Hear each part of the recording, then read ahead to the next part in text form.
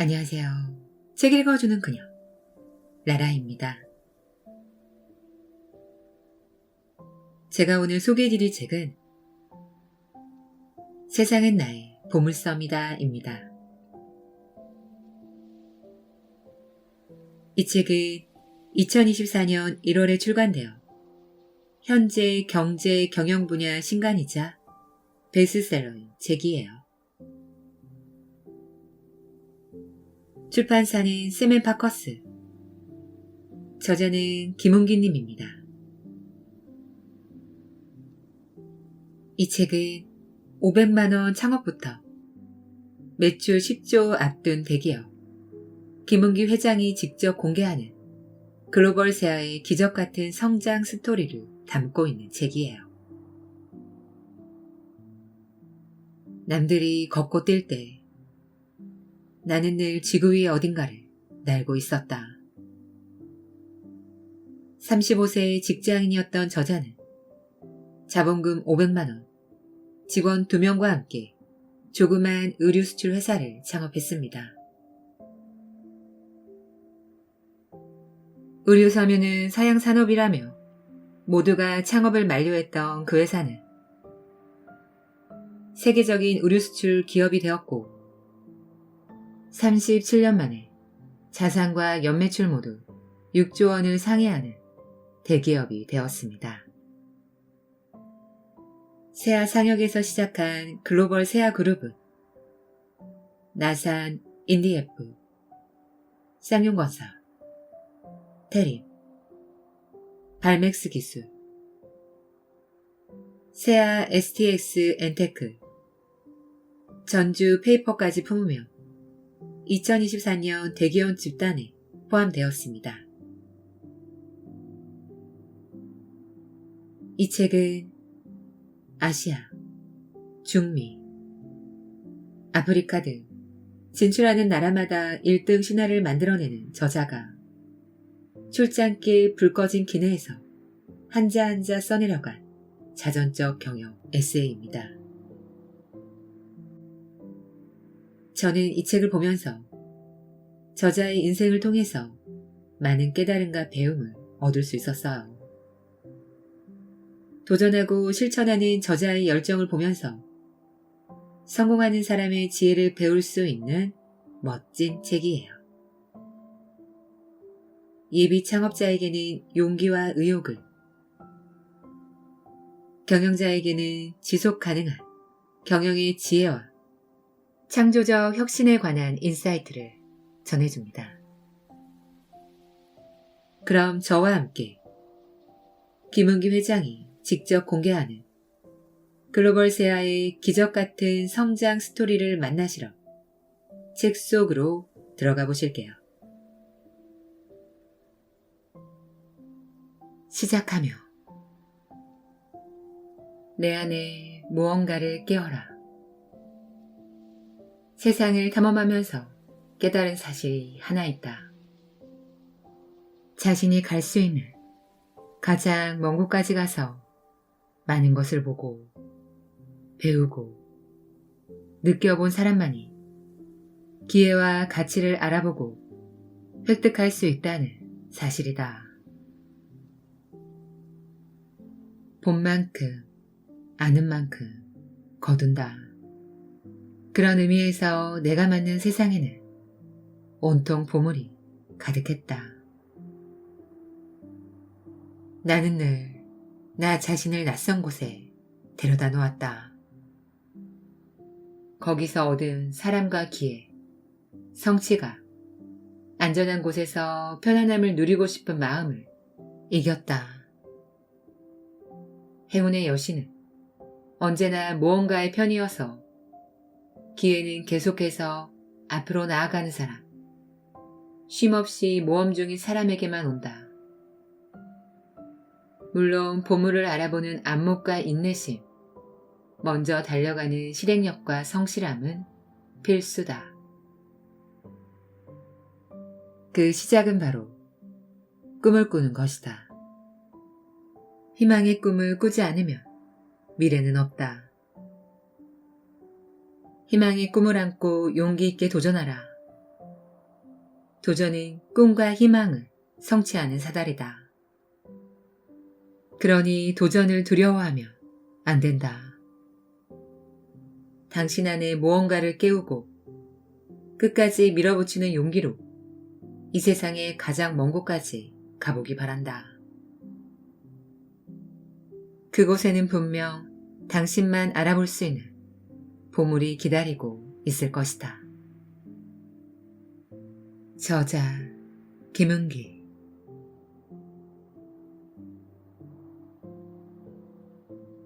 파트 1. 35. 막다른 길의 선택. 지금 생각하면 내 나이 35은 청춘이었다. 종잣돈 500만 원으로 무슨 사업을 하겠다고 했는지 도무지 알 수 없다. 청춘은 희망의 꿈을 꾼다.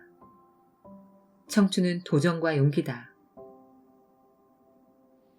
아마도 나는 청춘을 사업의 가장 큰 자산으로 여겼나 보다. 기회는 우리가 알지 못하는 사이에 조용히 찾아왔다가 순식간에 사라진다.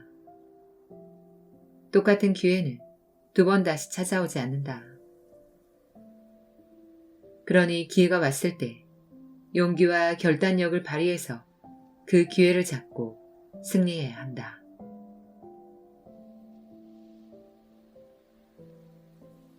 맨손으로 집을 짓던 청년의 꿈. 큰딸 세연이는 강서구 등촌동의 방 한 칸 전셋집에서 태어났다. 주인은 2층에 살고 세입자 2가구가 1층에 사는 주택이었다. 우리는 방 한 칸에 부엌이 좁은 곳에 살았고 나머지는 유진네가 살았다. 유진이는 세연이와 동갑이었다. 유진네와 우리는 친하게 지냈다. 주인 집 출입구는 대문이었고 유진네와 우리는 뒷문으로 다녔다. 세입자들이 들고 나가기에는 뒷문이 편했다. 세연이가 태어나면서 내 삶의 목적이 바뀌었다. 아이를 좀 더 나은 환경에서 키우고 싶어 화곡동으로 이사를 했다. 화곡동 골목 안 2번째 전셋집은 방은 2개였으나 부엌이 어둡고 깊었다. 한 집에 4가구가 임대로 살았는데 화장실이 1개뿐이어서 많이 불편했다. 그 집에 살 때 둘째 진아가 태어났다. 진아가 태어난 것은 무척 기뻤지만 그만큼 내 어깨는 더 무거워졌다. 화곡동 집은 작은 방 2개가 미닫이 문으로 나뉘어 있었는데 슬레이트 지붕이라 여름에는 더웠고 겨울에는 외풍이 심해 추웠다. 위험하긴 해도 아이들 때문에 방 안에 연탄 난로를 놓지 않으면 견딜 수 없을 정도였다. 안방 유리창을 둥그렇게 뚫고 연통을 창밖으로 뺀 후 외풍을 막기 위해 테이프를 붙여두었다. 더운 여름에는 어쩌다 토요일 오후에 이른 퇴근을 하면 저녁 식사를 마치고 5살, 3살 아이들과 함께 골목으로 나갔다. 세발 자전거에 둘을 태우고 한여름 골목길을 몇 차례 밀며 왕복한다. 너무 더워서 땀이 비오듯 하지만 아이들은 좋아하며 계속 밀어달라고 했다. 그 무렵 나는 충남 방적 계열 회사인 충방의 의류사업부 과장이었다. 충방은 연간 수출 실적이 약 1,000만 달러로 지금은 소기업 규모지만 당시에는 중견기업이었다. 1983년 5월에 미국 뉴욕으로 첫 해외 출장을 떠났다. 그때는 해외로 나가기 전에 국가에서 시행하는 방공 교육도 의무적으로 받아야 했다. 지금처럼 수시로 해외에 드나들기가 어려웠던 시기라 누가 출장을 가게 되면 모든 부서에서 바이어에게 보내는 샘플을 맡겼다. 짐을 꾸리고 보니 초인길인 내 짐이 3단 이민 가방으로 3개나 되었다. 개인 가방은 별도로 있었고 이민 가방은 전부 의류 샘플로 채워졌다. 그때는 대한항공을 포함해 모든 미국행 항공기가 앵커리지에서 1시간 정도 중간 기착을 했다. 앵커리지 공항에서 가락국수를 먹고 있는데 바잉 에이전트의 신한 인터내셔널 H 회장을 만났다. 우리는 반갑게 인사를 나누었다. 내가 신한 인터내셔널 바이어들에게 전달할 샘플도 많이 가지고 간다고 했더니 H 회장은 자신의 일을 처리해주는 통관 브로커가 나오기로 했으니 세관 통과할 때 도움을 주겠다고 했다.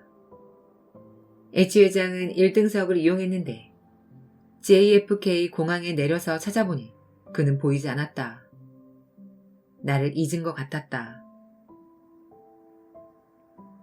미국 세관원은 나에게 3단 이민가방 3개에 든 의류 샘플을 모두 꺼내서 샘플 스탬프를 찍으라고 했다. 워낙 양이 많다 보니 2시간 넘게 걸렸다. 가방을 정리한 후 입구장 밖으로 나가보니 마중 나오기로 약속했던 제2사장이 없었다. 나는 허탈했다. 호텔을 제2사장이 예약해서 나는 호텔 이름도 모르고 있었다. 더구나 초행길이었다. 택시를 잡아타고 맨하튼 아무 곳이나 가자고 했다. 나는 저렴한 호텔에 투숙한 후 다음날 제2사장에게 전화를 하고 만나러 갔다. 제2사장은 바잉 에이전트인 암스트롱 비사장의 친구였는데 브루클린 처치에서 흑인들을 상대로 잡화점을 운영하고 있었다. 그는 JFK 공항에서 나를 기다리다가 2시간이 지나도 나오지 않자 오지 않은 것으로 생각하고 집으로 돌아갔다고 했다. 평생 동안 왕래한 나의 첫 번째 미국 출장은 그렇게 시작되었다. 그때 내 목표는 충방에서 전문 경영인이 되는 것이었다. 그러나 그 꿈은 당시 전문 경영인이었던 Y 사장 때문에 물거품이 되었다. 오너 경영인이든 전문 경영인이든 경영자라면 개인적인 이익보다는 회사의 이익을 위해 전념해야 한다. 나는 과장이었지만 회사의 이익을 위해 일했고 Y 사장은 자신의 이익을 추구했다. 그러다 보니 갈등이 생겼다. 어느 날 나는 Y 사장의 지시를 거부했고 자신의 이익을 추구하기 위한 지시였다. 그 후로는 오더를 수주해도 Y 사장이 수주 결제를 해주지 않아 원부 자재를 발주할 수 없었다. 사장이 오더 수주에 대한 결제를 해야 원부 자재를 발주할 수 있는 시스템이었다. 도저히 일을 계속할 수 없었고 결국 사직서를 낼 수밖에 없었다. 당시 일본을 제외한 미국, 유럽 등에 우리를 수출하는 회사들은 수출 쿼터로 승패가 좌우되었다. 의류를 수출하려면 수출 허가 신청을 할 때 수출 쿼터 증명을 제출하고 배분된 쿼터량에 따라 수출 허가증을 발급받았다. 그런데 이 쿼터는 교환할 수 있었다. 쿼터가 다양하지 못했던 충방의 영업부는 보유한 쿼터로만 영업을 했다. 나는 달랐다. 영업 실적을 올리기 위해 회사가 보유한 불필요한 쿼터를 타사의 필요한 쿼터와 교환하여 오더를 수주하는 등 적극적인 영업을 했다. 단연 내가 맡은 팀의 수출 실적이 가장 높았다. 당시에 쿼터를 교환하면서 쌓았던 인맥이 창업 이후에 큰 도움이 되었다. 그렇게 회사를 떠난 후 의류 수출 업계에 종사하고 있던 선배들을 만나 창업에 대한 조언을 구했다. 모두가 말렸다. 단 한 사람도 창업을 찬성하지 않았다. 밤잠을 설치며 고민했다. 더 이상 직장 생활을 하고 싶지 않았다. 옛날 생각이 주마등처럼 떠올랐다. 내가 사업가로 성공할 수 있을까? 나는 대학 졸업 후 지방에서 건축업을 했다. 50평 대지를 구입한 후 건평 25평으로 주택 설계를 의뢰했다. 설계가 끝나고 군청에서 건축 허가가 나오면 오야지 목수를 선정한다. 오야지 목수는 새끼 목수와 토수, 미장이 등 필요한 기능공들을 모으고 자재 물량을 산출한다. 나는 그가 산출한 목재와 시멘트, 벽돌, 토기, 못 등 모든 자재를 직접 구매했다. 20대 건축주는 50대, 60대 목수와 토수들의 시중을 들었다. 막걸리도 받아오고 담배도 사왔다. 일을 안 하면 어른들에게 싫은 소리도 했다. 밤에는 현장에서 숙식하면서 자재를 지켰다. 그 첫 번째 주택은 작은 누님을 위해서 짓기 시작했는데 하다 보니 모두 4채를 건축했다. 한 채를 짓는데 보통 6개월이 소요되었고 수익은 50만 원 정도였다.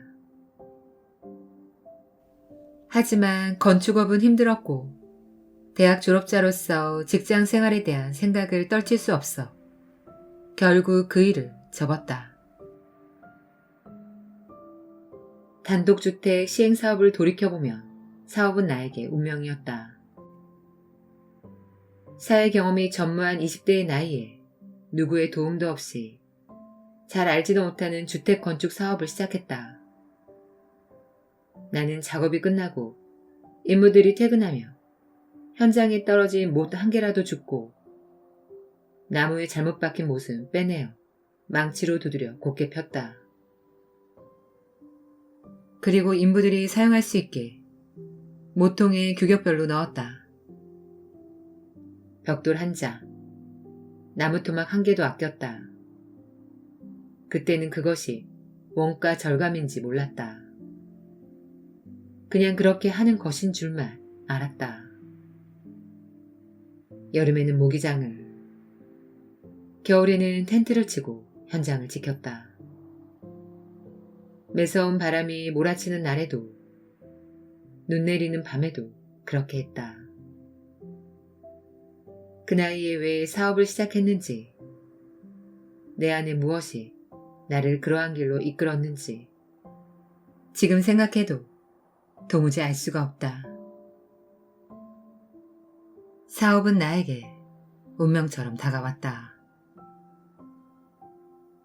지금도 가끔 만나는 한상현이라는 친한 친구가 있다.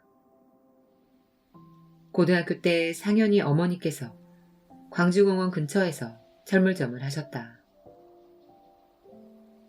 가게는 조그마했지만 말이 철물점이지 빗자루부터 토관, 화덕, 연탄집게, 목과 경첩 등 없는 것이 없었다. 상현이를 만나러 그 철물점에 가면 나는 손님에게 물건을 판매하는 것이 그렇게 재미있었다. 손님이 안 사려고 해도 어떻게 하든 팔았다.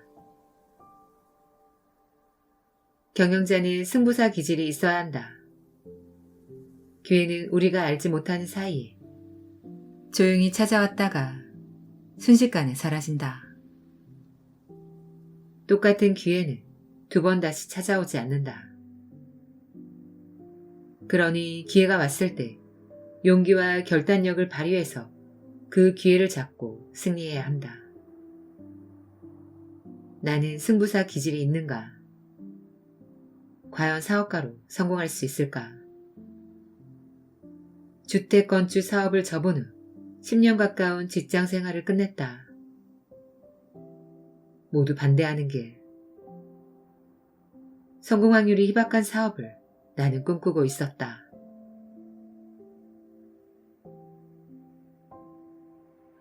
파트 5. 목적이 이끄는 리더. IT 새 학교는 2023년 첫 고교 졸업생을 배출했다. 700명 학생들에게 10년 넘게 무상 교육을 하는 것은 말처럼 쉬운 일이 아니었다. 그 과정에서 클린턴 전 대통령 부부, 반기문 전 유엔 사무총장, 전 세계 구호 현장을 누비는 영화배우 숀펜 등과의 만남은 세상을 더 밝게 만들어가는 글로벌 리더십의 면면을 바로 옆에서 지켜보는 귀중한 기회였다. 경험하지 못한 파도가 몰려올 때 누구나 미래에 대한 준비에 깨어 있어야 한다. 미래는 지금까지 경험해보지 못한 높이의 파도가 치는 바다와 같다. 그리고 우리는 그 바다를 항해하지 않으면 안 될 운명이다. 세상을 읽는 입체적인 시각을 갖추어야 할 미래에 대한 일별과 맥락을 파악할 수 있다. 그렇다면 경영자는 조직은 어떻게 미래를 준비해야 하는가? 먼저 경영은 미래에 대한 비전을 세우고 그것을 실현하기 위해 노력하는 것이다. 그러므로 그 비전을 모든 임직원과 공유해야 한다. 비전을 공유한다는 것은 임직원들의 의견을 존중하고 함께 논의하며 동행한다는 의미다. 나는 항상 그런 마음가짐으로 회사를 경영해왔다. 경영자는 목표를 달성한 성취의 공을 임직원들에게 돌리되 실패의 최종 책임은 자신이 져야 한다. 임직원을 경영의 하수인이나 도구로 생각하는 경영자는 이미 경영자가 아니다. 기업 경영은 경쟁에 근거한다. 개인도 세상을 살아갈 때 남들과 똑같이 해서는 결코 앞서 나갈 수 없다. 기업은 더 말할 나이가 없다. 기업은 영업이익을 자양분으로 성장하고 발전한다. 영업이익은 매출과 직결된다. 매출이 증가하면 영업이익도 증가한다. 세아상역은 1986년 설립 이후 지금까지 단 한 번도 적자를 낸 적이 없다. 그리고 매출은 매년 비약적으로 성장했다. 나는 세아상역을 경영해 오면서 매출과 영업이익의 신장을 위해 매년 최선을 다했다. 매사 간절하고 노심초사하는 마음이었다. 또 언제나 시선을 미래에 고정하고 창의성과 전략적 혁신으로 경쟁사와 차별화하려고 노력했다. 그러한 마음가짐과 관점이야말로 경영자가 가져야 할 제1의 덕목이라고 생각한다. 앞서 설명한 것처럼 나는 차프타 혜택을 도모하기 위해 중미 국가의 방적 공장을 유치하려고 노력했다. 하지만 한국의 방적 공장들은 움직이지 않았다. 결국 세아가 직접 방적 공장을 설립했다. 실을 생산하는 방적은 섬유업의 한 부분이지만 세아는 그전까지 한 번도 시도해보지 않았던 이종 업종이었다. 비관하고 걱정하는 사람이 많았지만 그 덕분에 경쟁사와의 격차를 크게 벌렸다. 이러한 도전이야말로 미래를 내다본 전략적 혁신이라고 나는 생각한다. 공장 설계부터 시행착오가 시작되었다. 독선적인 사고를 가진 리더가 진두지휘한 탓에 설계 단계부터 문제가 생겼다. 하지만 회사에 경험이 축적되어 있지 않았으므로 아무도 그를 제어할 수 없었다. 결국 잘못된 설계를 바로잡지 못하고 설계 회사와도 분쟁이 일어났다. 그런 시행착오를 겪었다고 해서 후회하느냐 하면 그렇지는 않다. 2번, 3번 시행착오를 겪더라도 도전하지 않으면 새로운 분야로 확장할 수 없기 때문이다. 고인물은 반드시 썩는 것처럼 새로운 도전을 하지 않는 회사는 경쟁에서 이길 수 없고 생존 역시 불가하다.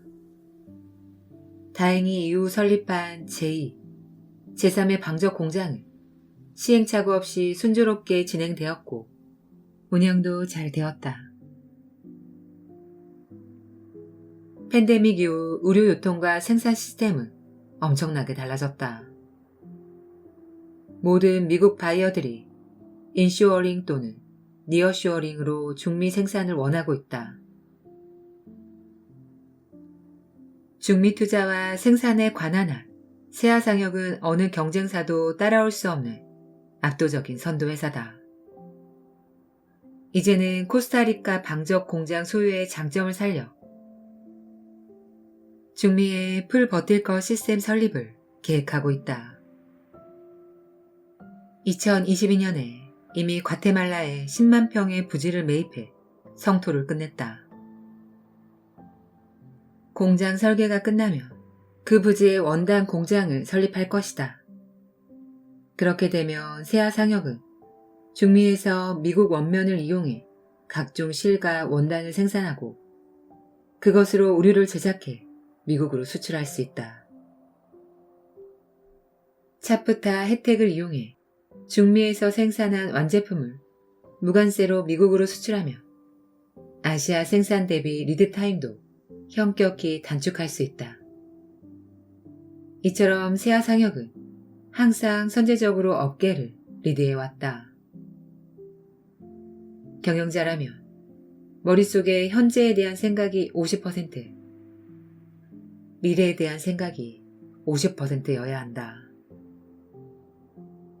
1990년대부터 세아가 중미로 진출해 안착한 비결은 그러한 미래에 대한 일별과 맥락,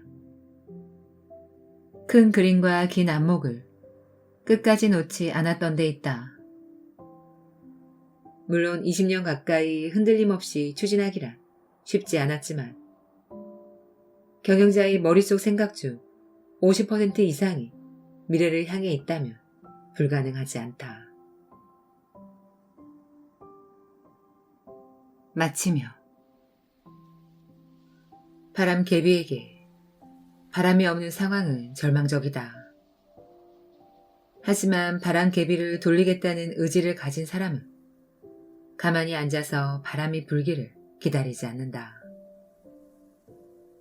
바람개비를 들고 뛰어서라도 돌리고야 만다. 인간의 의지는 새로운 것을 만들고 놀라운 결과를 보상으로 돌려받게 해준다. 그런 의미에서 나는 천수답 경영을 해서는 안 된다고 자주 말한다. 오로지 하늘에서 비가 내려야만 농사를 짓는 방식의 경영으로는 기업을 지속시킬 수 없다.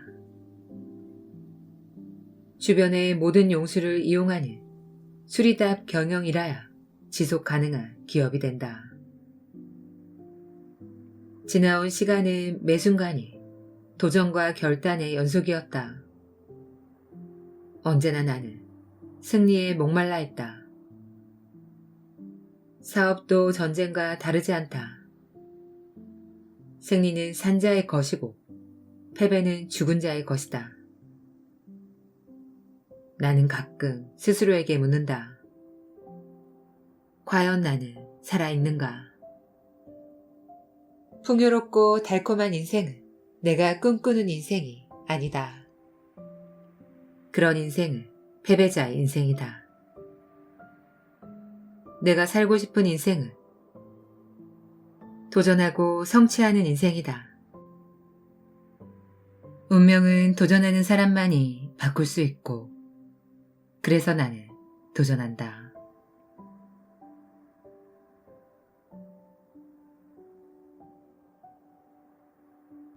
지금까지 책 읽어주는 그녀, 라라였습니다. 오늘도 끝까지 들어주셔서 감사드려요. 우리 구독자님들, 저희 채널이 드디어 10만 구독자가 되었습니다. 이렇게 성장할 수 있게 응원해 주셔서 다시 한번 깊은 감사 드립니다. 앞으로도 좋은 책과 영상으로 보답드릴게요. 저는 항상 여러분을 응원합니다. 아시죠? 사랑합니다.